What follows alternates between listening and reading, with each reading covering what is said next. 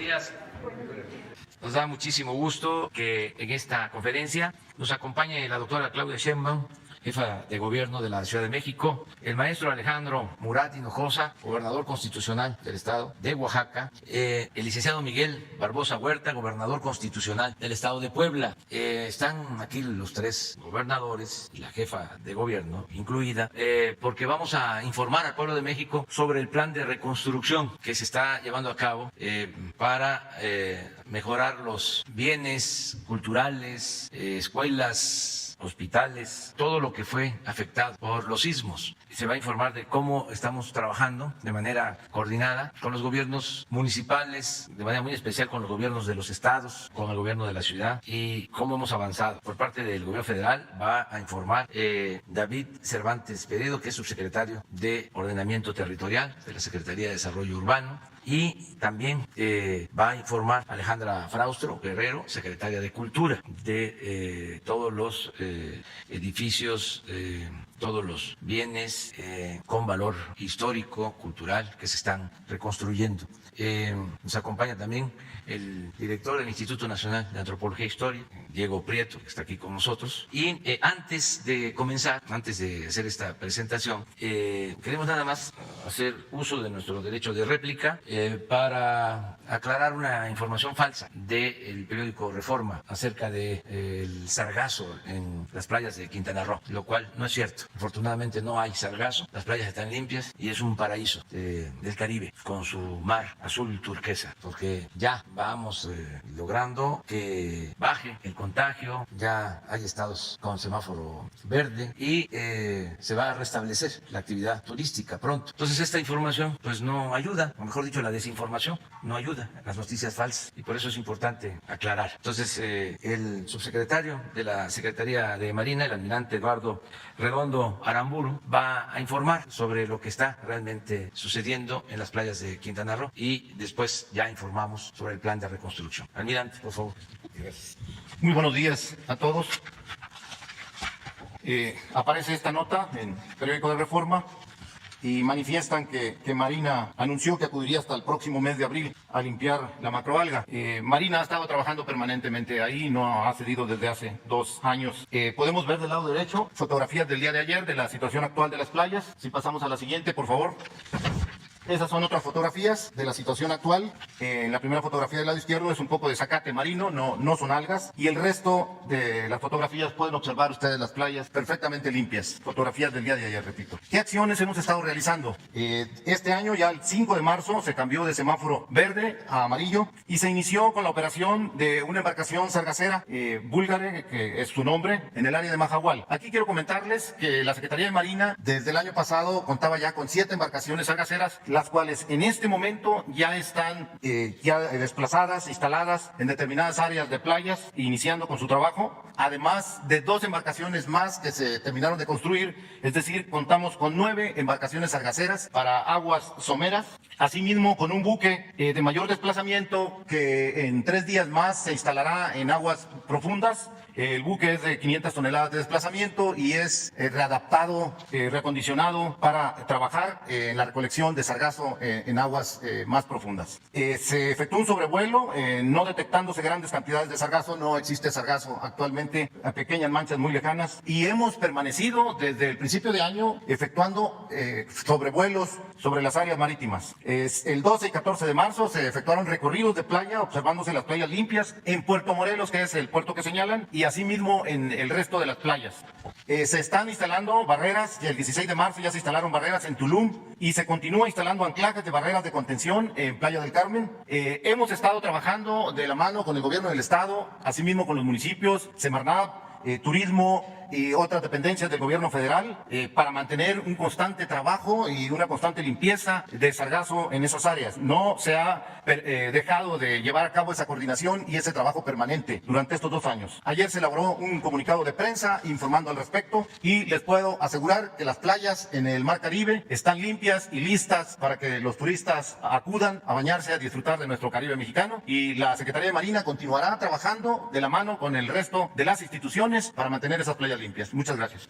¿No tienes la nota del periódico? Aquí está, es falsa, aunque todo está dedicado a nosotros. Suele revivir a ministro Cosío, hablo, no entiende, qué terco es, esta no sé de qué se trata. Ah, AstraZeneca, ¿está qué? Ah, estamos actuando de manera irresponsable. Muy bien. Se aclara porque están desatados los de la prensa fifi. En su desesperación mienten como respiran. Bueno, ahora sí, vamos a la información.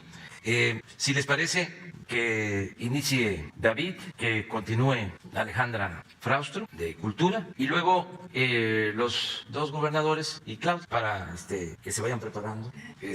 Primero Alejandro Murat, esa es la propuesta respetuosa, luego Miguel Barbosa y luego Claudia. Así comenzamos. Adelante. Muy buenos días. Buenos días, jefa de gobierno, gobernadores, secretario. Vamos a iniciar la exposición con un video que habla de manera general de lo que se ha hecho en el Programa Nacional de Reconstrucción. El Programa Nacional de Reconstrucción es uno de los programas prioritarios del Gobierno de México y tiene como propósito atender a las familias y comunidades que sufrieron daños en sus viviendas, escuelas, unidades de salud, sus templos u otras construcciones que forman parte de su patrimonio cultural por los sismos de septiembre de 2017 y febrero de 2018. El beneficio de las obras, los empleos, la capacitación son para quienes fueron afectados y para sus comunidades. La participación directa de las personas en la administración de los recursos para la reconstrucción de sus viviendas y sus escuelas, las obras mismas cuando se trata de algunos trabajos de restauración y en general en la vigilancia de los trabajos, es una base fundamental del programa. Para financiar las obras de reconstrucción y restauración, en el periodo 2019-2020 se han destinado más de 9,000 millones de pesos del presupuesto federal y se han sumado recursos de otros programas, así como fundaciones, para un total de 27,875 millones de pesos, con los que se han llevado a cabo 54,451 acciones del programa. El 91% de estas se encuentran concluidas y 9% en proceso. Para 2021, en el presupuesto federal se han asignado 1,800 millones de pesos a este programa, lo que permitirá, sumado a otras fuentes de financiamiento, contar con 3,578 millones de pesos para continuar obras e iniciar nuevas acciones. Es así que en estos 2 años, por medio de la Comisión Nacional de Vivienda, CONAVI, se han otorgado 46,461 apoyos para la reconstrucción de viviendas por un monto de 6,787 millones de pesos. 70% de estos apoyos se destinaron para los casos de pérdida total o daños graves y el 30% para daños menores. Se han destinado 11,284 millones de pesos para 6,462 acciones de reconstrucción en planteles escolares. Más de 400 acciones han sido realizadas por los comités escolares de administración participativa con la asistencia técnica del Instituto Nacional para la Infraestructura Física Educativa. Para la restauración de inmuebles con valor patrimonial, a cargo del Instituto Nacional de Antropología e Historia y de la Dirección General de Sitios y Monumentos de la Secretaría de Cultura, se han destinado más de 5,341 millones de pesos para 1,354 acciones realizadas. Como parte del programa, se ha capacitado en las técnicas tradicionales de construcción a técnicos y artesanos de las propias localidades. Por otra parte, el Instituto Mexicano del Seguro Social y la Secretaría de Salud coordinan y llevan a cabo las acciones de reconstrucción, mismas que se han financiado con 4,463 millones de pesos. Ya se concluyeron 174 acciones, tanto en centros de salud de las comunidades como en grandes hospitales. Ya falta poco. Estamos reconstruyendo esperanza. Gobierno de México. Pues daríamos solo algunos datos para complementar lo que ya fue expuesto en el video con esta presentación. Podemos pasar a la primera lámina.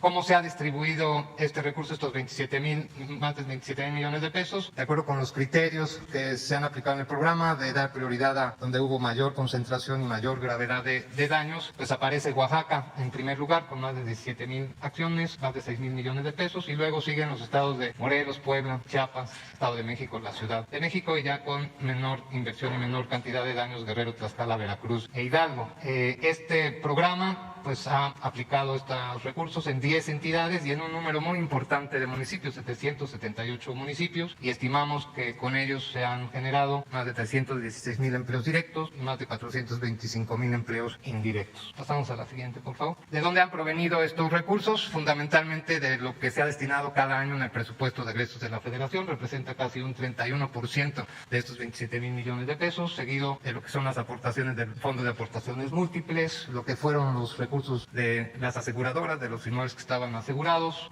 lo que fue el Fonden, fundaciones también han participado de manera importante, aunque el monto no es tan alto, ha sido muy importante también la participación de la sociedad civil. Y en otros estamos considerando recursos propios, por ejemplo, del Seguro Social, suma de recursos del gobierno de Chiapas, del gobierno de Puebla, y aquí hay que destacar que no está considerado lo que ha aportado el gobierno de la Ciudad de México, que ahorita la jefa de gobierno explicará más ampliamente, porque en el caso de la Ciudad de México la reconstrucción de vivienda ha recaído fundamentalmente en el gobierno de la ciudad.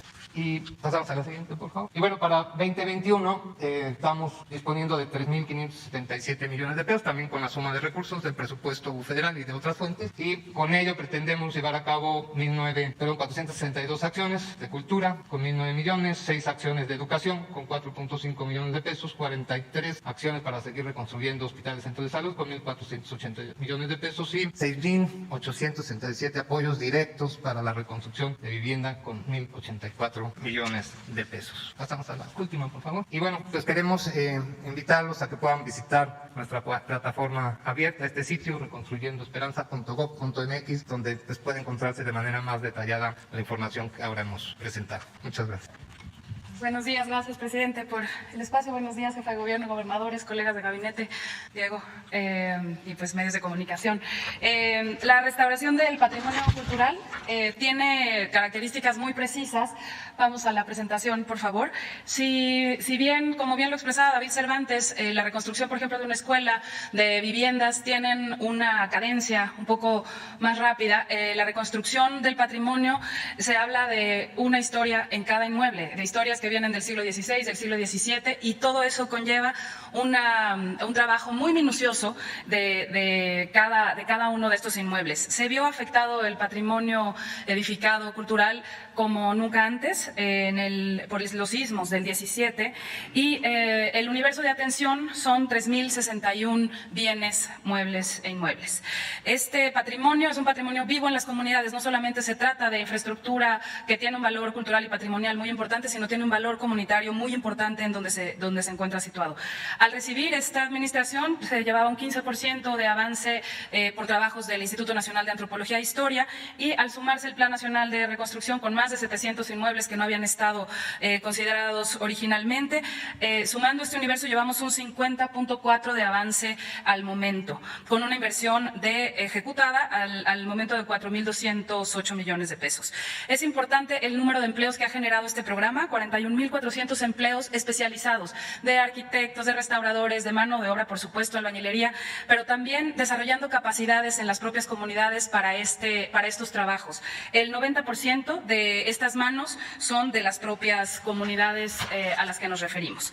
El trabajo comunitario, la siguiente por favor, es fundamental. Donde se encuentran organizaciones comunitarias alrededor de estos templos o de estos centros que tienen un poder social muy grande, se avanza mucho más rápido. De la mano del INAH, de la mano de sitios y monumentos, en asambleas, en acuerdos con las propias comunidades, como se puede ver ahí, se avanza de una manera mucho más ágil.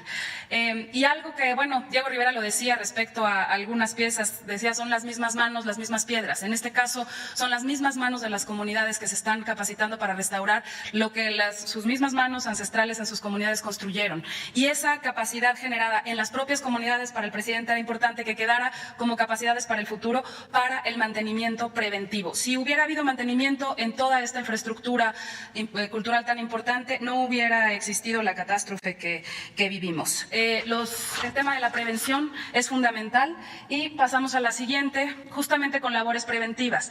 En este gran Palacio de Bellas Artes, lo que no se ve en estos espacios que visitamos es la instalación eléctrica.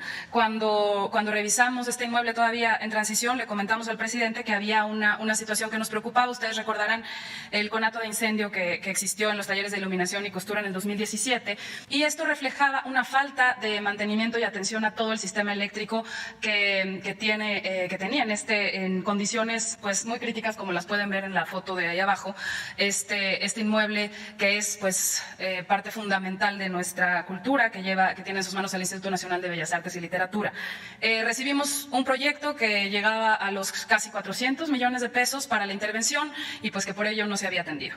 Esto, por instrucciones del presidente, hicimos una colaboración muy cercana con la CFE y aquí aprovecho para agradecerles porque por primera vez tenemos un trabajo puntual de las cargas eléctricas, los tableros y una restauración de todo este sistema de manera extraordinaria, un trabajo impecable por 30 millones de pesos que provienen del Instituto para devolverle al pueblo lo robado. O sea, estamos hablando del 7.5 de lo estimado originalmente. Se generan ahorros a través de esta obra que se hizo, que se concluyó ya. Se da seguridad, obviamente, al inmueble, al patrimonio artístico, a los elencos y al público que asiste y se garantiza la vida útil de este sistema por 30 años. Adelante. También en labores de mantenimiento preventivo, la Catedral Metropolitana en las hace 2 décadas que no tenía labor de mantenimiento y estamos interviniendo con también la modernización de la instalación eléctrica, con la rehabilitación del sistema de pararrayos, con el mantenimiento de los pilotes de la catedral, que es un trabajo de ingeniería único en este país, somos ejemplares en ello, pues está arriba de agua este inmueble y se ha hecho un trabajo muy puntual en esto. Se está retirando la flora parásita que se ve en las cúpulas, se sellan las grietas y se reparan los enladrillados sueltos. Viene otra etapa de la restauración de las esculturas y de todo aquello que sufrió también por el sismo. Adelante.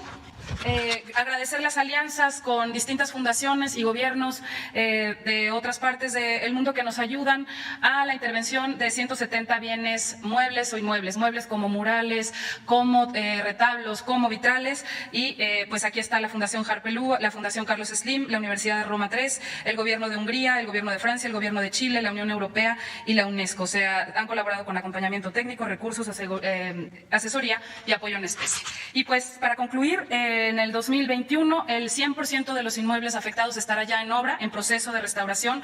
Para el 2022 el 90% de los bienes estarán entregados y restaurados y para el 2023 el 99% de los bienes restaurados. Este 1% al que hacemos referencia como faltante es aquellos inmuebles que tengan un daño muy grave y por las condiciones y las características de los inmuebles lleve más tiempo esta reconstrucción. Como usted lo ha dicho, presidente, esta reconstrucción no solo se trata de obra material de albañilería, sino estamos reconstruyendo parte de nuestra historia y nuestra identidad y pues la emergencia terminará cuando entreguemos el último bien restaurado. Gracias a la Dirección de Comunicación Social que nos ayuda a hacer un video.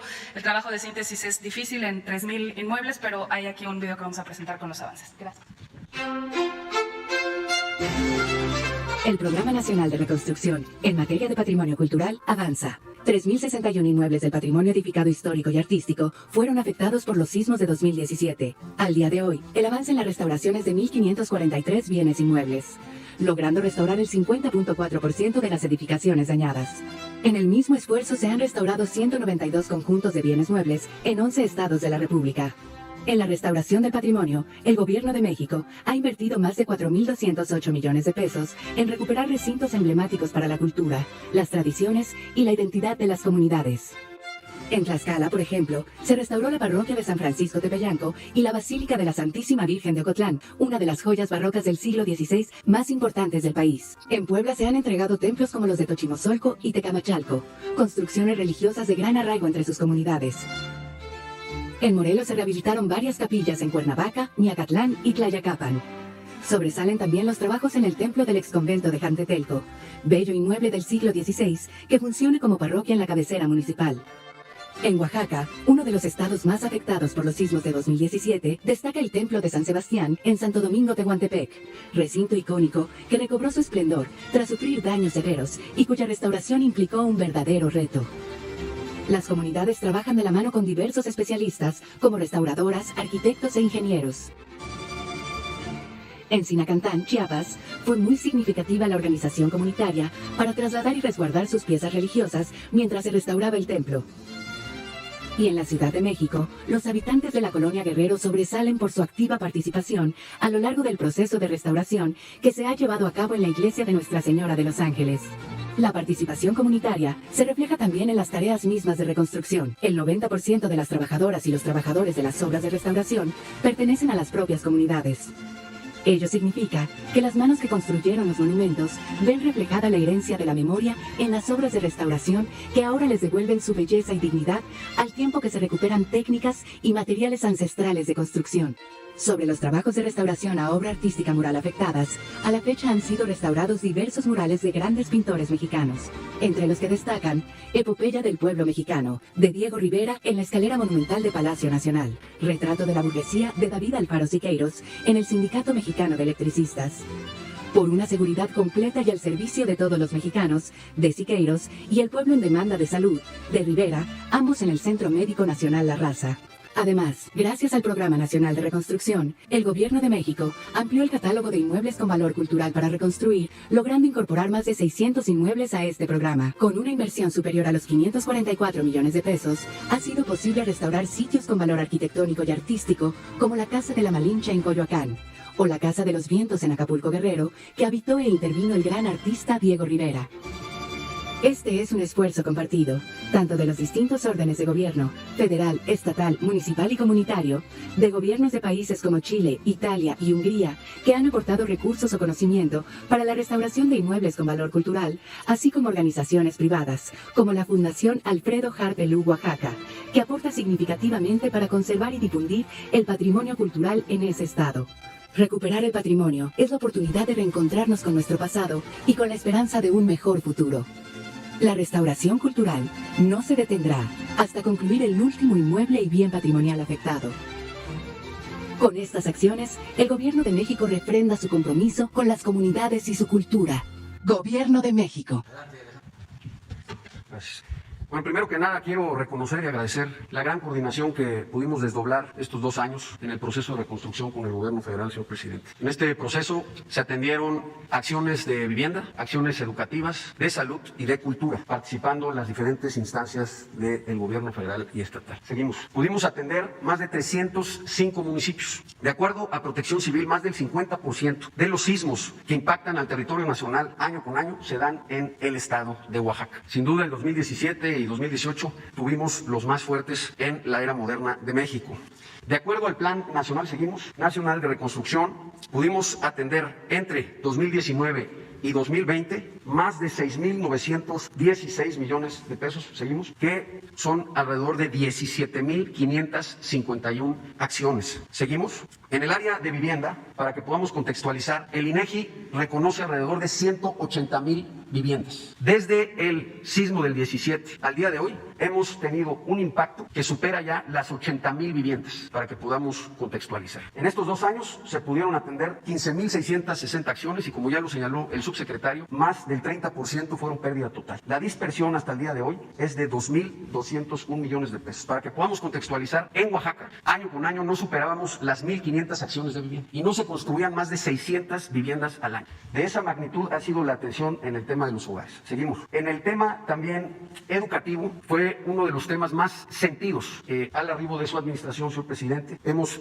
podido ya atender 1.494 escuelas con más de 2.573 millones de pesos dispersados en las diferentes regiones del estado de Oaxaca, como es el Istmo, la Costa y la Mixteca. También, para que podamos contextualizar, cada escuela tiene alrededor de 3 a 8 aulas. Anualmente no se atendían, hasta el programa también de la Escuela es Nuestra, más de 500 aulas al año. De esa magnitud ha sido también la atención que hemos podido desdoblar en el ramo educativo y estaremos listos para cuando se defina el arranque de clases. Seguimos. En el tema de salud, se han podido dispersar alrededor de 44,000 millones de pesos, atendiendo más de 25 centros y hospitales de salud. Y por último, en la parte de los monumentos históricos, se han podido atender 39 obras concluidas por 67.34 millones de pesos y tenemos 64 obras contratadas. Como saben, este es un proceso artesanal que requiere un cuidado especial, pero se ha ido avanzando de manera importante. Claramente se atendió primero la vivienda, porque son los hogares en donde vive pues la población, tema de salud, el tema educativo y posteriormente el tema de los monumentos históricos.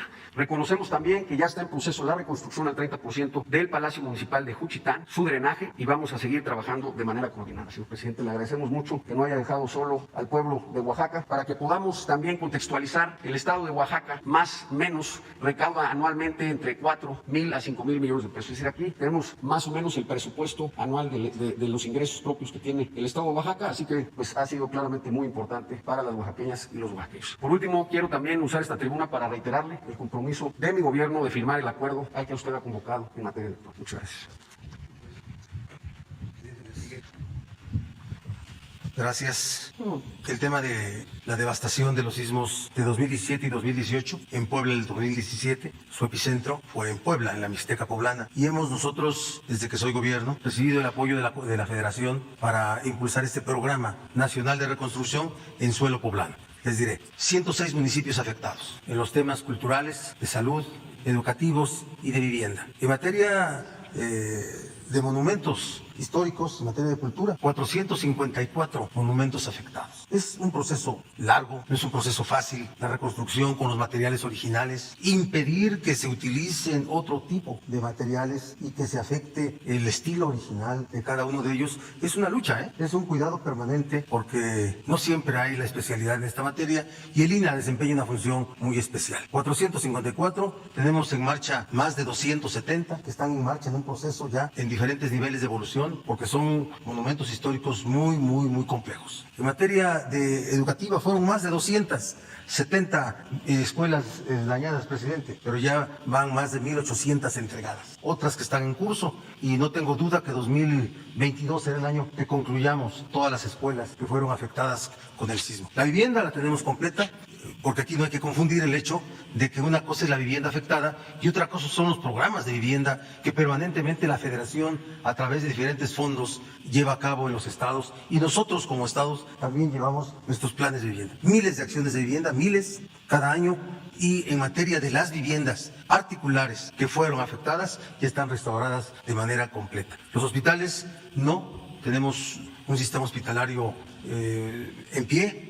Solamente 9 hospitales fueron afectados, 11 hospitales fueron afectados, 9 de los cuales están restaurados completamente, y los otros 2 no es que no estén funcionando, pero necesitan etapas de restauración. El gobierno de Puebla, comprometido con el gobierno federal para completar este plan, este programa nacional de reconstrucción, y con esa máxima nos vamos de que se va a concluir cuando se concluya. Gracias, presidente.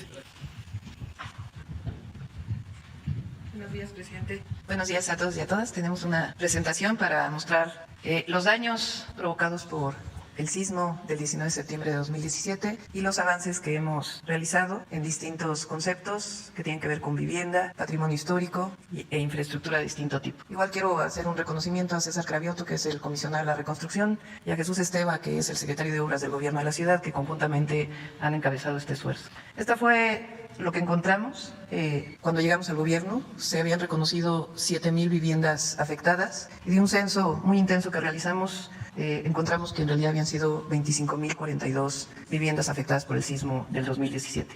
¿La que sigue? El avance a la fecha lo dividimos en edificios, unidades habitacionales, reubicaciones y vivienda unifamiliar.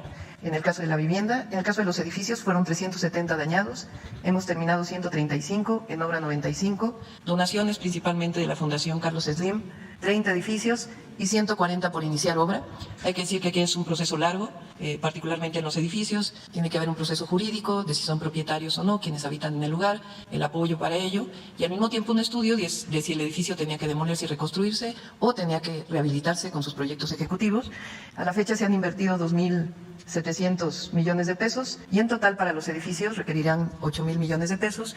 Y hay un programa que tenemos de redensificación de algunos pisos que nos va a permitir subsidiar o más bien financiar este proceso de reconstrucción de edificios. Adelante. En el caso de la vivienda unifamiliar, 13,343 viviendas afectadas, principalmente en las alcaldías de Iztapalapa y Tláhuac, aunque algunas también en Xochimilco, y de ellas tenemos terminadas 6,329, en obra 1,292, y este año comenzaremos a intervenir en 7,215. Estamos hablando de una inversión total de 4,640 millones de pesos y está por invertirse 1,440. Adelante. En el caso de unidades habitacionales dañadas, son 11 unidades completas, una inversión total de 456 millones de pesos, y este año iniciaremos la inversión en 120 que aún no han sido intervenidas, sobre todo por el tema de los estudios muy minuciosos que deben hacerse. Adelante. Se hizo un análisis de 8,500 viviendas unifamiliares, particularmente en Iztapalapa y en Tláhuac, donde las grietas por los hundimientos de la ciudad asociados a la sobreexplotación del acuífero generaron daños en algunos casos irreversibles, de tal manera que alrededor de 320 familias van a tener que ser reubicadas. Hemos adquirido ya el predio que está en Tláhuac y está comenzando a hacerse la inversión a través del Instituto de Vivienda de la Ciudad de México, y es una inversión de 306 millones de pesos por invertir 121. Adelante. Los daños de infraestructura hidráulica y carretera, en reparación de grietas, construcción de acueductos, colectores, hemos invertido 602 millones de de pesos y este año invertiremos alrededor de 1.051 millones adicionales. Adelante. En el caso de la infraestructura social, aquí dividimos en la mitad la inversión, se dañaron 1.132 escuelas en la ciudad, estamos hablando de una cuarta parte de las escuelas de toda la Ciudad de México. La mitad fue intervenida por el Gobierno de México y la otra mitad por nosotros, una inversión de casi 3.000 millones de pesos y prácticamente están terminadas todas. Hay 4 escuelas que por temas con el seguro aún están en proceso, pero para agosto, el inicio del nuevo ciclo escolar, estarán terminadas. Adelante. Y en el caso del patrimonio cultural, hay una inversión muy importante por parte del INAH y otra parte que realizamos desde el Gobierno de la ciudad, particularmente para los templos de los pueblos originarios, 21 templos y también para el templo de Tlatelolco. Y finalmente, el Ángel de la Independencia, que lo encontramos con un daño muy grave por el sismo del 2017 y si nos permite, presidente, pasaríamos un video sobre el Ángel de la Independencia, los daños, la restauración que hemos hecho y en la restauración final que estamos trabajando junto con el INAH, ya nada más es de la propia fachada, ya no tiene que ver con los daños estructurales y que pues evidentemente estará listo para los 200 años de la conmemoración de la consumación de la independencia. En el sismo del 19 de septiembre del 2017. Al mismo tiempo, igual subimos a las redes del otro. Gracias.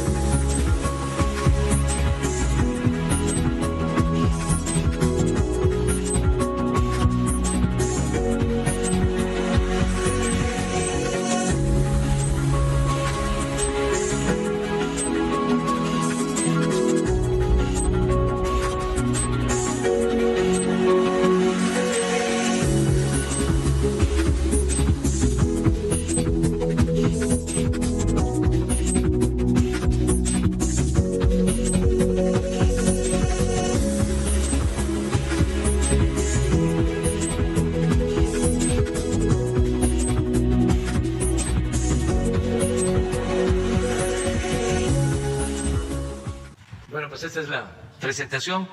Este es un informe de todo lo que se está haciendo de manera coordinada con los gobiernos locales, los gobiernos de los estados, el gobierno de la ciudad y el gobierno federal, por la importancia que tiene la reconstrucción de monumentos históricos y la atención a todos los afectados por los sismos. Se ha seguido atendiendo sus demandas, se ha seguido ayudando a las comunidades y ya hay presupuesto suficiente para continuar y terminar con este programa nacional de reconstrucción. Ahora sí, abrimos. Perdón. Sí, quedaron pendientes. Sara Pablo. Buenos días a todos.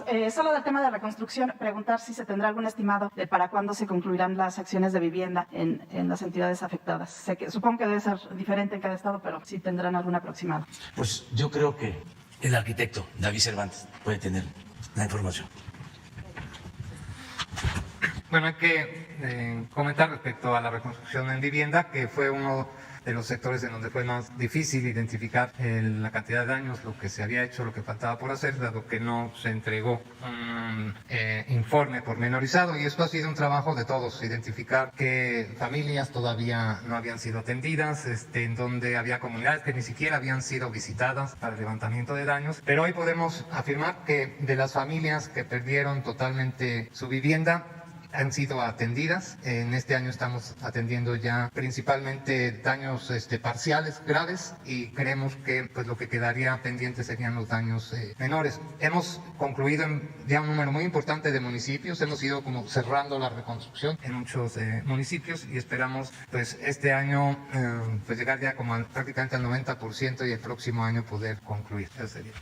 Y, presidente, buenos días. Preguntarle sobre el tema del Poder Judicial. Por un lado, entiendo envió una iniciativa de reforma a la Ley Orgánica del Poder Judicial al Senado. Preguntarle, pues, cuál es su objetivo. No hay nada en especial. La reforma que se aprobó del Poder Judicial tiene como propósito, garantizando su autonomía, su independencia, mejorar el funcionamiento de ese poder y, sobre todo, combatir la corrupción. Eso es lo que se tiene, básicamente. Acerca de las suspensiones que otorgaron jueces, uno en particular, pues ha generado una polémica que yo considero buena, porque vamos a transparentar todo lo relacionado con la política de privatización que se llevó a cabo durante el periodo neoliberal, donde se le dio preferencia a las empresas particulares, sobre todo extranjeras, para generar energía eléctrica, vender la luz a precios altos y darle preferencia al mismo tiempo a particulares y cobrar más a las familias, a los consumidores domésticos. Ayer lo decía yo, hay corporativos que mediante la interpretación sesgada, además de la ley que existía, llegaban a pagar o están todavía pagando menos que lo que pagaba una familia de clase popular o de clase media por el consumo de luz. Y desde luego una tienda de abarrotes de una colonia, de un barrio, de un pueblo pagaba o paga todavía, y es lo que queremos corregir, hasta 5 veces más que lo que paga un centro distribuidor de productos de las grandes cadenas comerciales. Entonces, por eso es la polémica, porque estamos corrigiendo todos estos excesos, abusos. Venían empresas extranjeras a hacer su agosto, nos veían como país de conquista, y eso ya cambió. Pero como son intereses que tienen que ver con grupos financieros, con grupos empresariales, con los medios de comunicación, con los intelectuales orgánicos, desde luego con jueces, con magistrados, con ministros, con legisladores. Acuérdense, porque se olvida, ¿no? Se padece de amnesia en algunos sectores, desde luego, en el pueblo no. Pero acuérdense de que hay una denuncia en la Fiscalía, porque cuando se aprobó la reforma energética, se entregaron sobornos a legisladores para votar a favor de la reforma energética. Esta que sirvió de paraguas, de marco, para llevar a cabo las privatizaciones en la industria eléctrica y en la industria petrolera. Entonces, ese es el fondo del asunto. Nosotros pues vamos a respetar las decisiones del Poder Judicial, luchamos por una democracia, no aspiramos a una dictadura, queremos una auténtica división de poderes, que no había, porque antes el poder de los poderes era el Ejecutivo, era el presidente, que ahora hay autonomía e independencia de los poderes. Estamos viviendo una etapa nueva, un verdadero Estado de Derecho, no como antes, que había un Estado de chueco. Entonces, esto es lo que ahora está desconcertando a algunos, pero otros tenemos que ir acostumbrando a la nueva realidad. Entre 25 y 27 suspensiones provisionales que se han otorgado, se sumó otro juez también y que otorgó otras tantas. Y las que se acumulen. ¿Pediría usted también que se investigue a este otro juez o solamente al primero? Solo la queja que presentamos, pero también hay que transparentar todo. La vida pública tiene que ser cada vez más pública. La transparencia es una regla de oro de la democracia y no deben de haber intocables. El presidente de México ahora no tiene fueros. Puede ser juzgado por cualquier delito como cualquier otro ciudadano. Eso no sucedía. Y si es así con el presidente, ¿por qué no va a ser así con otros servidores públicos? Por eso también voy a enviar pronto una iniciativa de reforma para que no haya secreto, para que no se guarden los expedientes cuando se trata de servidores públicos que cometen actos de corrupción, porque de acuerdo al llamado debido proceso se tienen que mantener estos expedientes en secreto. Puede ser que en el caso de particulares, para no violar sus derechos humanos, se reserven los nombres en los juicios. En el caso de un servidor público, el que roba, viola derechos humanos. Entonces hay que transparentar la vida pública. Y, presidente, y una vez que se resuelva de fondo este tema de los amparos, usted, si determinan que esta ley eléctrica contraviene a la Constitución, ¿usted impulsaría entonces una reforma constitucional? Sí. Yo estoy seguro que no es inconstitucional la reforma, pero sí lo determinan jueces, magistrados, ministros, de que es inconstitucional y que no puede proceder. Enviaría yo una iniciativa de reforma a la Constitución, porque no puedo ser cómplice del robo, del atraco. No puedo aceptar que particulares dañen la hacienda pública y afecten la economía popular y sobre todo afecten la economía de los más pobres, porque privatización en México en el periodo neoliberal es sinónimo de corrupción. Se dedicaron a saquear, a robar, a hacer jugosos negocios al amparo del poder público. Y en el caso de la industria eléctrica y de la industria petrolera, pues no tengo duda. Pues no solo eso, en los reclusorios, en la construcción de hospitales, en todo. Entonces, era una banda de cuello blanco. Lo que sucede es de que no perdían ni siquiera su respetabilidad. Decían que eran negocios, que estaban haciendo negocios, cuando en realidad estaban robando. Muy mal para el país y muy bien para ellos. Entonces, a eso se debe que se estén llevando a cabo estas reformas, porque así garantizamos que no aumente el precio de la luz. Llevaron a cabo la reforma energética y desde que se aprobó la reforma energética empezaron a aumentar el precio de la luz, el precio de las gasolinas. Nosotros llevamos 2 años, 4 meses y no ha aumentado el precio de las gasolinas, ni del diésel, ni de la luz, y no van a aumentar los precios de los energéticos. Entonces, para garantizar eso, necesitamos que no haya corrupción y fortalecer a la Comisión Federal de Electricidad, que la querían destruir, y a Pemex, dejar todo a particulares, nacionales y extranjeros, todo al mercado, y utilizar nada más al Estado para protegerlos, para rescatarlos en el caso que les fuera mal, como sucedió cuando el FOBAPROA. Miren lo que está sucediendo en Estados Unidos, en Texas, con el problema de la nevada. Le están llegando los recibos a los tejanos con costos elevadísimos. Aquí nosotros resolvimos el problema en 5 días, gracias a los trabajadores electricistas, a los técnicos. Y sí, tuvimos un costo, pero menor, que no se va a transferir a los consumidores. Es decir, no van a aumentar las tarifas.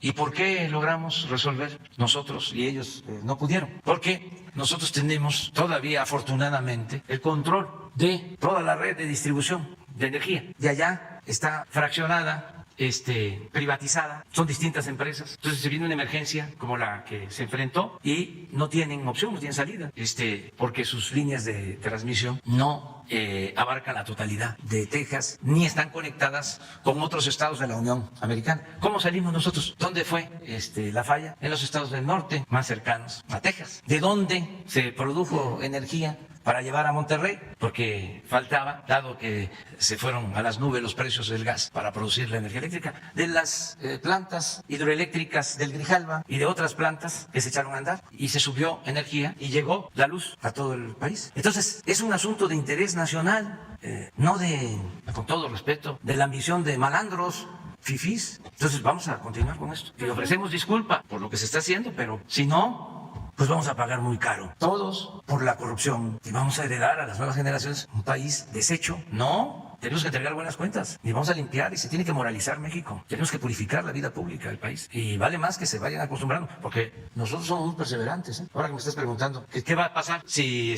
declaran inconstitucional la ley? Va a la reforma a la Constitución, que necesitamos 2/3 partes para que se apruebe una reforma constitucional, pero que lo decide el pueblo. Además, qué bien que vienen elecciones, porque por eso ellos están apostando a que no tengamos mayoría en la Cámara de Diputados, para seguir manteniendo privilegios y seguir manteniendo el régimen de corrupción. Nada más que el pueblo es sabio, es un pueblo con un instinto certero, sabe lo que está sucediendo. Por más campañas que haya, ayer en el New York Times, Krause escribe pidiendo la intervención del presidente Biden para que venga él a moderarnos. Es el colmo. Imagínense, el de Coparmex, este señor Hoyos, le pedía al rey de España lo mismo, a Felipe VI, que viniera a llamarnos la atención. Ahora Krause en el New York Times pidiendo que venga el presidente Biden a regañarnos.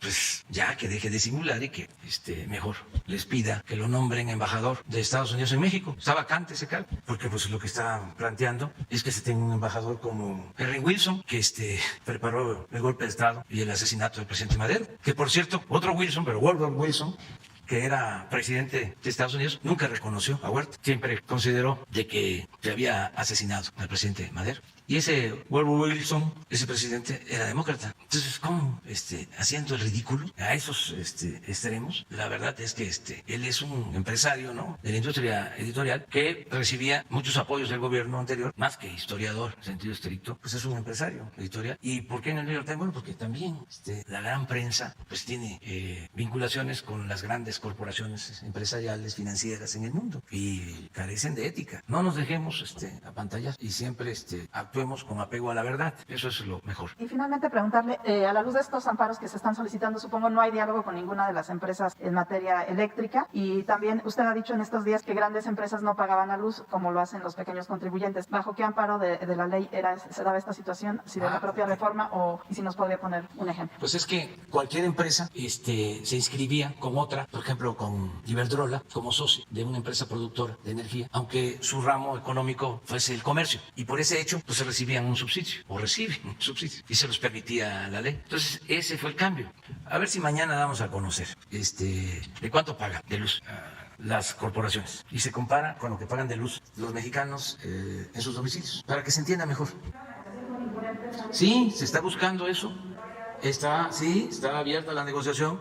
Ya hay algunos que quieren llegar a acuerdos y estamos nosotros en la mejor disposición de que haya acuerdos. Nada más que tiene que haber descuentos. Es el caso de los reclusorios. Imagínense que les dieron contratos, lo repito porque es parecido, o los gasoductos, contratos para traer gas. Se utilice o no se utilice el gas, hay que pagarlo. Y al final, a los 20 años, todas las instalaciones, los gasoductos, en vez de pasar a la Comisión Federal de Electricidad, se quedan como propiedad de las empresas. Los reclusorios igual, haya reclusos o no, hay que pagar al 100%, como si estuviesen llenos. Cuando entramos, estaban al 20%, los 8 reclusorios concesionados. Ahora ya están al 60%, pero hay que pagar al 100%. El año pasado, 16,000 millones de pesos por los 8 reclusorios. Y a los 20 años, las instalaciones, el reclusorio, le queda a la empresa, no al gobierno.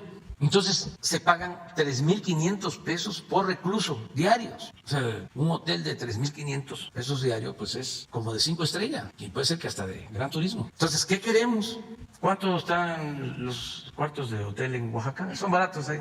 Sí, como 1,500 pesos, cuando mucho, ¿no? Y además es una belleza, es Oaxaca, Puebla, bueno, la Ciudad de México. Y los 3,500 pesos por recluso. Entonces, ¿qué estamos haciendo? Bueno, ya se está hablando con ellos. ¿Para qué? Bájenle. Desde luego lo de que los reclusorios les van a quedar a ustedes, eso no. Mejor vámonos a la revisión del contrato. Pero quieren mantener el contrato, de acuerdo, pero el reclusorio le tiene que quedar al gobierno. Y esa cantidad que están cobrando, bajen un porcentaje. Ya han cobrado bastante. Además, ¿pero quiénes son los afortunados de estos negocios? Pues los cuñados de Carlos Salinas de Gortari, los dueños de 2 medios de comunicación, un gran empresario, etcétera, etcétera. Ya también en este caso se están acercando y se busca un acuerdo. Y eso es lo único que queremos. Antes se permitía, estaba mal, ahora ya no se permite, pero vamos a buscar el arreglo. Lo mismo que se hizo con la planta de etano para producir polietileno de Odebrecht. Imagínense, le entregaron un contrato en la época de Felipe Calderón, en 2010, para que Pemex le vendiera gas etano 75% más barato que lo que cuesta el gas en el mercado.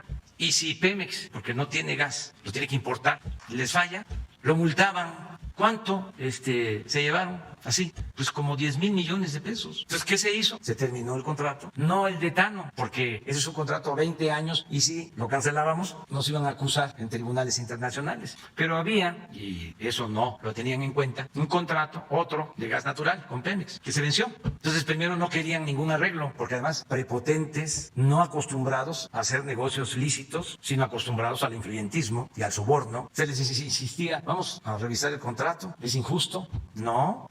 Pero se termina el contrato de gas y era un asunto ya legal. Es decir, no voy a renovarte el contrato de gas. Entonces me consultaron y dije, no se va a renovar el contrato de gas. Pero se va a parar la planta, se para. Entonces sí, ya llegaron y ya se llegó al acuerdo. Ya nos entendimos y todos contentos. Nada más que ya no vamos a pagar el subsidio del 75%. Ya la entrega del etano no va a ser hasta el año 2040, sino hasta el 24. Y lo que tenía que pagar de multas Pemex desde que llegamos hasta la fecha se cancela. Entonces eso es en beneficio de la nación, porque nosotros al final solamente somos administradores de los dineros del pueblo. Es lo mismo de la industria eléctrica y es lo mismo en el caso del petróleo y en general. Entonces todo esto lo expongo para que pues la gente se entere y también decir pues que no todos los empresarios son así. La mayoría de los empresarios cumplen con sus responsabilidades sociales, pero con el neoliberalismo se fueron creando malas costumbres de no pagar impuestos, de tener empleados en el gobierno, de llevarse a trabajar como Iberdrola, que se llevó de empleados a la secretaria de Energía, se lleva al consejo de administración de su empresa al presidente Felipe Calderón,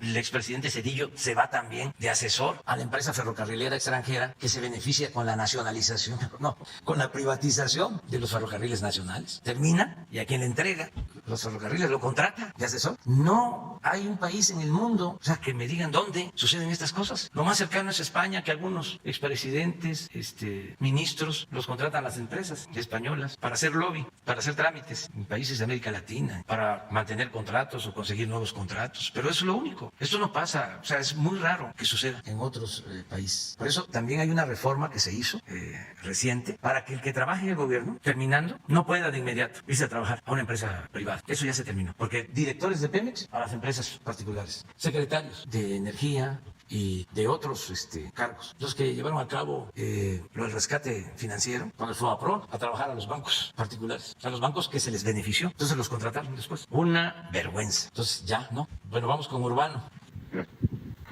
Buen día, señor presidente. Buenos días, señora secretaria, jefa de gobierno, subsecretarios, gobernadores. Señor presidente, ayer que se tocó el tema del sindicalismo por el caso del líder petrolero, quería plantearle también un tema. Usted ayer dijo que su gobierno auspicia, fue el término que usó, auspicia la democracia sindical. Y entonces, pues ahora los trabajadores quieren que también su gobierno defienda esos logros vía la democracia sindical. Le voy a decir por qué. Quiero actualizarle información acerca del conflicto de trabajadores y empresas mineras canadienses, que ya le hemos tocado aquí en la conferencia, básicamente en Sinaloa. Usted sabe muy bien, porque ha llevado el seguimiento, que la Secretaría de Gobernación, la Secretaría de Economía, la Secretaría del Trabajo han hecho un esfuerzo mayúsculo. También el líder, el dirigente del sindicato minero metalúrgico, el senador Gómez Urrutia, y han trabajado muy bien. Pero los empresarios canadienses, los accionistas, pues no quieren avanzar en este proceso. Incluso están constituyendo un frente para resistir lo que resta, todo lo que viene de su gobierno, para no respetar los recuentos y no respetar los nuevos contratos colectivos de trabajo. Por ejemplo, en el caso, estuve recientemente con los trabajadores, en el caso de la mina San Rafael en Cozalá, el coordinador de seguridad, Justino Mendoza Pompa, reveló que el gerente de la mina, Gaspar Mendoza Celaya, y el abogado de la empresa canadiense, J. Gilberto Acuña Armenta, lo obligaron a declarar y a firmar documentos en los que imputa delitos de robo a su hermano, al dirigente de la sección 333, Yeser Bertrán Curioca, a 18 dirigentes de la zona, y todo esto se cayó. El testigo estelar de los canadienses pues ya acudió al Ministerio Público ahí en Sinaloa, con la Fiscalía General de Justicia del Estado de Sinaloa, para declarar y denunciar que lo presionaron. Aquí si quiere ahorita, por medio de Jesús, aquí están todas las declaraciones que se presentaron ante el Ministerio Público, se las hago llegar. Y también el pasado viernes, Justino, este joven, el secretario de la Seguridad, también se presentó ante los trabajadores mineros en una asamblea y dio a conocer todas las presiones de que fue objeto. También aquí tengo el USB de la declaración pública que hace ahí afuera de la mina, para también que usted la conozca. El conflicto, como usted sabe, ya lleva 1 año, 2 meses, y ellos pues le piden que les ayude a defender esa democracia sindical. Ya ganaron los recuentos, como usted sabe, ya cumplieron con todo, pero siguen con la resistencia. El domingo que usted estuvo también allá en Sinaloa, se acercaron por ahí ejidatarios de Bacamapa y del Nacimiento, municipio de Mocorito, porque ellos también ya empezaron un bloqueo en la mina El Magistral, porque los empresarios canadienses que se dedican a la explotación de oro y plata desde el 2008 no quieren reiniciar los convenios de explotación y pagar los gastos a los ejidatarios, al pueblo. Ellos, cuando llegaron ahí, invirtieron cerca de $300 millones y obtienen aproximadamente $50 millones cada año. O sea, tienen ganancias muy buenas, como para que ahora no quieran cumplirle a los ejidatarios, al pueblo, que, como usted dice, no saben que ya tienen hipotecado y vendido el subsuelo de donde viven y donde siembran. La pregunta del pueblo de Cozalá, la pregunta de los mineros de Sinaloa, de los trabajadores, pues es que qué va a pasar, que si van a estar obligados a seguir cerrando minas como un acto de presión, que qué ha platicado usted, señor presidente, con el embajador de Canadá en México, que ya estaba en conocimiento de estas negociaciones, y que si los empresarios canadienses van a seguir violando sistemáticamente la ley en México, y si quieren detener ese proceso de nuevo sindicalismo, de nuevo respeto a los trabajadores, y que los trabajadores por primera vez pues puedan elegir a sus dirigentes que ellos quieren y que están amparados en la ley. Gracias, señor presidente. Bueno, hay algunos problemas con las empresas mineras canadienses. No con todas, son varias. Hay empresas que son ejemplares. Por ejemplo, la minera de Mazapil en Zacatecas, que le paga bien a los trabajadores, que ayuda a las comunidades, que cuida el medio ambiente, que no se destruye el territorio. Es una empresa canadiense. Pero hay otras que no siguen ese ejemplo. Cuando se habla del comportamiento de las empresas mineras, pues no hay que olvidar lo que sucedió durante el gobierno del presidente Fox con la mina la de San Luis, el Cerro de San Pedro, la minera San Javier, también canadiense. Acabaron con el cerro. Bueno, hasta fue asesinado el presidente municipal. El Cerro de San Pedro está en el escudo de San Luis Potosí. No sale el escudo de San Luis, porque si es ese escudo, pues ya no existe el cerro. Y para sacar el mineral, sacar el oro, destruyeron completamente el poblado y devastaron la zona. Y eso lo permitieron las autoridades mexicanas, desgraciadamente. Nosotros tenemos 2 asuntos. No está el cerro. Ah, claro. Sí, no hay otro que se vea mejor. Ahí está, ya se acabó.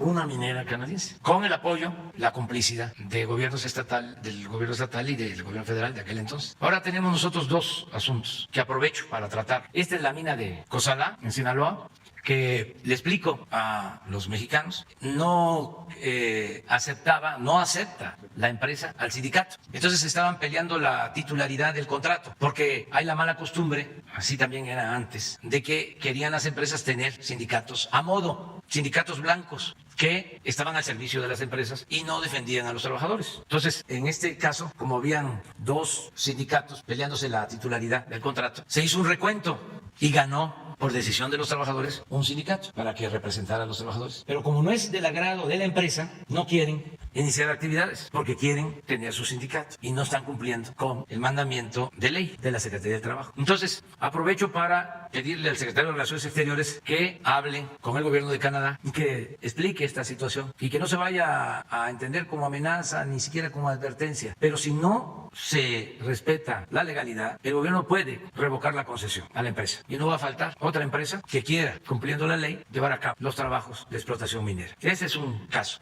Y el otro es el de otra minera, también canadiense, en Tayoltita, Durango. Ahí no quieren pagar impuestos. La empresa no quiere pagar impuestos. Y ya están buscando irse a tribunales internacionales. Pues también un llamado a las autoridades de Canadá para que nos ayuden y que estas empresas hagan lo mismo que hacen en Canadá. No queremos que hagan más que eso. Que paguen impuestos como pagan en Canadá. Que traten bien a los trabajadores, como sucede en Canadá. Y que cuiden el medio ambiente, que no destruyan el territorio, como están obligados a hacerlo en Canadá. Entonces yo estoy seguro que se va a lograr un acuerdo en este sentido. Y estoy hablando de dos, pero deben de estar trabajando 100 empresas mineras. O sea, no es general, es un asunto de, como en todo, de algunas empresas. Estas dos. Entonces ojalá y nos ayuden del gobierno de Canadá para que se resuelva este asunto. De lo contrario, pues vamos a actuar legalmente. Perfecto, gracias, señor presidente. Muy bien. Vamos con Daniela Pastrana. Gracias. Buenos días, presidente. Daniela Pastrana, de Pie de Página. Nosotros hemos estado en las últimas semanas haciendo unos recorridos en las comunidades muy lejanas del país para ver cómo está la vacunación. Hemos visto que efectivamente ha llegado a lugares muy remotos, pero que también depende mucho la información de gobiernos estatales, locales, o sea, es muy dispareja, ¿no? Y nosotros vamos a plantear algunas dudas más bien en la conferencia de la tarde, pero hay una que me interesa mucho plantearle a usted, porque estoy segura que no le va a sorprender que le diga que en la montaña de Guerrero hubo municipios donde mucha gente, a diferencia de otros lugares, tenía miedo de vacunarse, que le daba miedo a la vacuna, en Tlapa, en Malinaltepec. Entonces quería preguntarle, porque yo sé que las vacunas que no se aplicaron ahí se aplicaron en otros municipios, pero para las siguientes etapas, donde pues va a haber más gente vacunada, si va a haber un refuerzo de información en sus lenguas, o si va a haber alguna estrategia para captar a esta gente que está un poco pues asustada por la desinformación que ha habido sobre las vacunas. Y concretamente en el caso de Tlacuapa, que tienen un hospital que está funcionando temporalmente en una casa de bienes comunales desde hace 8 años que se cayó el hospital que tenían con estas tormentas de Ingrid y Manuel, y que no está construido está construido el hospital, pero no se ha inaugurado, creo que porque tiene algunas fallas estructurales o algunas cosas así. Entonces, en ese caso, quería preguntarle si es posible que nos den una actualización de este plan que tienen de reconstrucción de hospitales, si entra, si no entra. Los médicos de ahí nos pidieron mucho, pues, que habláramos sobre el tema. La zona COVID es un garage, ¿no? Entonces, sí tienen mucha preocupación y mucha urgencia de que ese hospital se eche a andar. Sí, pues vamos a dar respuesta. Tomamos en cuenta tu planteamiento acerca del hospital y van a ir de parte nuestra del INSABI a la montaña para ver lo de este hospital. Y también vamos a seguir informando, orientando de la importancia de la vacunación, porque sí hay dudas o no se tiene toda la información o caló la desinformación del daño que podría ocasionar la vacuna. Pues lo estamos viendo hoy o ayer en el periódico Reforma, sobre que no estamos haciendo nada para analizar los efectos que podría causar, los daños que podría causar la vacuna AstraZeneca. Eso es lo que dice Reforma. O sea, los coágulos, cuando los médicos especialistas mexicanos están trabajando en eso, pero además están en comunicación con la Organización Mundial de la Salud. Ya hay investigación en el mundo y ya se empieza a despejar la duda y se autoriza el uso de la vacuna. Nosotros ya llevamos aplicadas miles de vacunas de AstraZeneca. A ver si no tenemos lo de los frasquitos. Y no hemos tenido problema con esta vacuna. Pero al momento que se informa, no explicando bien, sino nada más con propósitos de politiquería, porque tienen problemas con nosotros, se meten hasta en asuntos que tienen que ver con la salud del pueblo. Astra, 870,000. Y hay un cuadro sobre los efectos de las vacunas, sobre reportes. A veces esa información que se genera en la tarde, nosotros la hemos estado cubriendo muy bien, pero a veces es un poco técnica para la gente que vive en esas comunidades. ¿Cuántos?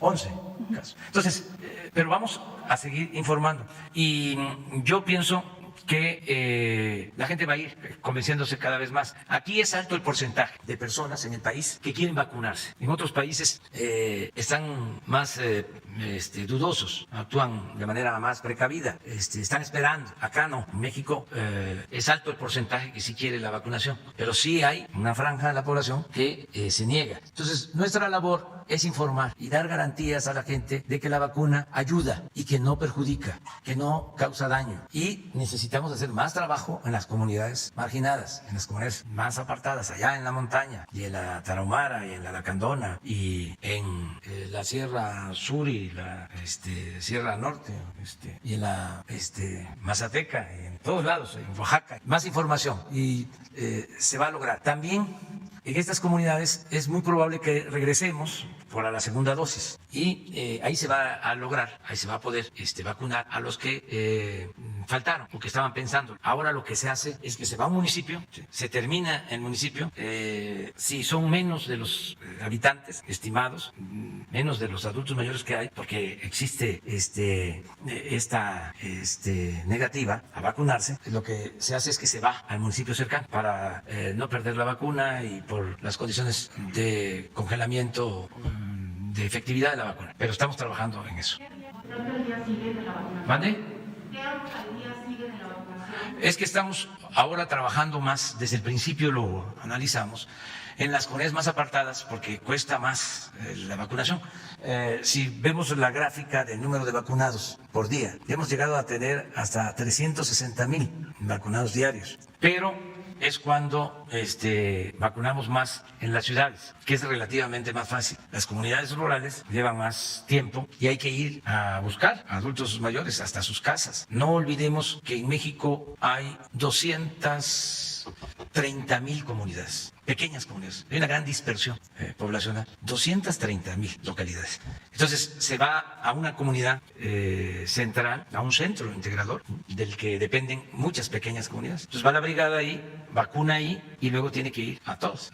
Y hay muchos adultos mayores que no pueden moverse, que hay que ir a sus casas. Es una labor importante, intensa, la que se está llevando a cabo por parte de las brigadas, pero estamos ya avanzando mucho en las comunidades más apartadas, de modo que hacia adelante lo que nos va a quedar en el caso de adultos mayores son las grandes ciudades. Llevamos como un 25% de adultos mayores, pero ya estamos terminando porque estamos trabajando en más, ya hemos avanzado y en esta semana y en la próxima terminamos ya más de 1,000 municipios, pero pequeños, de los 2,500 aproximadamente que hay en el país, poco menos, de 2,500, ya más de 1,000 completos de adultos mayores. Presidente, aprovechando que está aquí la jefa de gobierno, le quería preguntar si hay algún plan o pensado ya que se vaya a suspender de nuevo el Vía Crucis, como el año pasado, la representación, y el plan que están teniendo con los bajos niveles de Cuchamala, que entiendo que ya informó que hay un sistema de pipas, pero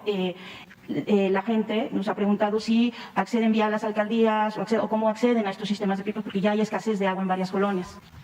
Sí, en el caso del Vía Crucis de Iztapalapa, estuvo inclusive Jesús con Clara Brugada, se va a llevar a cabo de manera virtual nuevamente, es el segundo año que va a ser así, y afortunadamente, pues, quien organiza este Vía Crucis, que en realidad es un Vía Crucis comunitario, aceptó esto y lo están llevando a cabo, y hay todo el apoyo de Canal 11, de todos los canales públicos y al mismo tiempo de Capital 21 de la Ciudad de México para que se pueda apreciar y todo el país pueda apreciar esta ceremonia, que es una ceremonia eclesial, pero al mismo tiempo muy comunitaria, particularmente en Iztapalapa.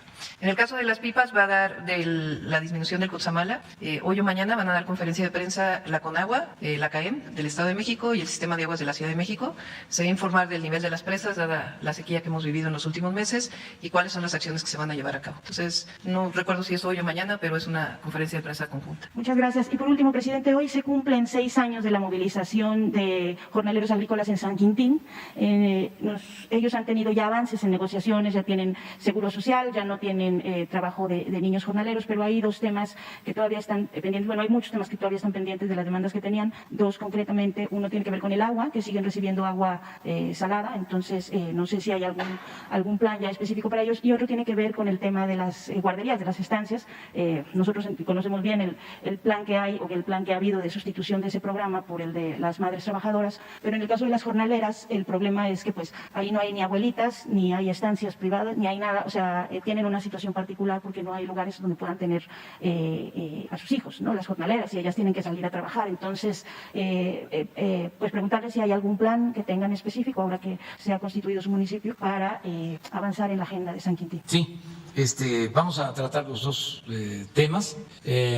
Ya es municipio, San Quintín, y tengo que ir allá, dice el compromiso, porque vamos a inaugurar la ampliación del hospital, el IMSS Bienestar. Nada más que ya va a iniciar la veda electoral y ya no me va a alcanzar el tiempo para ir ahora, pronto. Voy a ir a principios, la primera quincena de junio, voy a ir a San Quintín.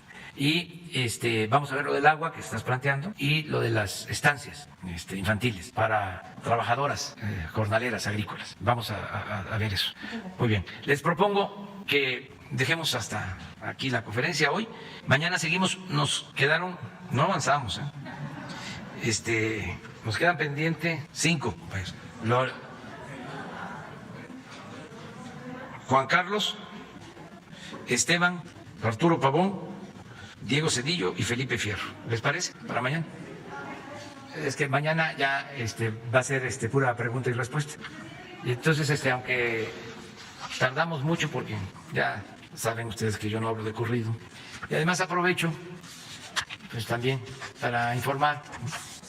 Hay que contextualizar más. Siempre he sostenido que, a diferencia de los escritores, que no se deben de repetir, un dirigente, un gobernante, pues sí tiene que repetirse bastante, tiene que repetir y repetir y repetir, porque la labor de un dirigente, de un gobernante, tiene que ver con la creación de conciencia, con el cambio de mentalidad. Nosotros siempre pensamos que lo más importante es la revolución de las conciencias. Cuando hay un cambio de mentalidad, cambia todo. Eso es lo que afortunadamente está sucediendo. Esa es la bendición, el despertar, como nunca, de los mexicanos. Es un pueblo completamente despierto, politizado, consciente, que está ayudando mucho para llevar a cabo la transformación. No podríamos solos. Ya me hubiesen hecho minilla, no digo de qué especie acuática, ya nos hubiesen avasallado, porque son intereses creados muy poderosos y se sentían dueños de México.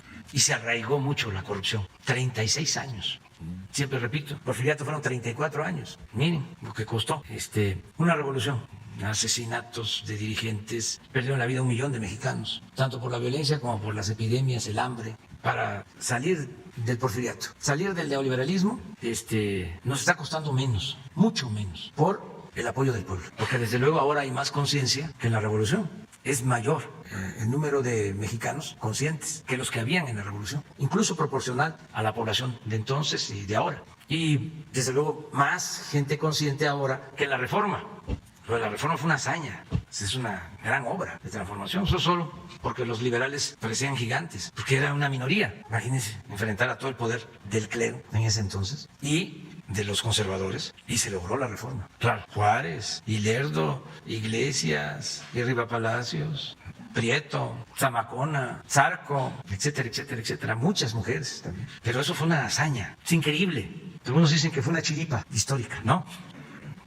Es obra de un proceso de conducción política ejemplar encabezado por el presidente Juárez. Y también, si vemos la independencia, pues es heroico lo que hicieron los padres de nuestra patria, Hidalgo y Morelos, pero tampoco era mucha la población consciente como ahora. Por eso nos está costando menos trabajo y se está llevando a cabo una transformación profunda, igual que la independencia, igual que la reforma, igual que la revolución, de manera pacífica, y se va avanzando. Entonces, yo estoy muy contento por eso, porque el pueblo de México está a la altura de las circunstancias. Y como decía el presidente Juárez, con el pueblo todo, sin el pueblo nada. Si no fuese por la gente, si no fuese por el pueblo, no se avanzaría. Se jalan los pelos, ¿no?, nuestros adversarios. ¿Cómo es? Si todos los días primeras planas en contra de reforma del Universal, etcétera, etcétera, etcétera. Programas de radio, televisión, y ya no salen encuestas, no publican encuestas. Los mariachis callaron. Porque con toda la campaña la gente nos está apoyando. Imagínense si no tuviésemos el apoyo del pueblo, todos los días estarían sacando encuestas. Yo recuerdo que en una campaña hubo un periódico y un programa de radio, sacaban encuestas diarias cuando el candidato Peña Nieto estaba por las nubes, diarias. Las daba a conocer Ciro, que ya no se enoje tanto, no hay que perder el sentido del humor. Bueno, adiós, adiós.